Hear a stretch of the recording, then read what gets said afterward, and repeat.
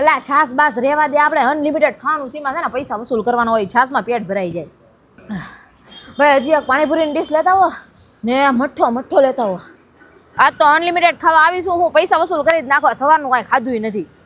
એવું ફિક્સ બીક્સ નહીં, આપણે અનલિમિટેડ ખાવાનું. અનલિમિટેડનો ભાવ શું છે? ખાલી 250 રૂપિયા. આ તો અનલિમિટેડ લેતા હો, હાલો જલ્દી. એટલે સાચું આ બધું 250 રૂપિયામાં છે ને? હું વાત કરું, 15+ આઈટમ છે. ઓહો, અહીંયા તો સ્ટાર્ટરમાં જ પૈસા વસૂલ થઈ જવાના. શું પાણીપુરી ખાઈને જ પહેલાં તો પૈસા વસૂલ કરી નાખીશ, 5 ડીશ ખાઈ લઈશ.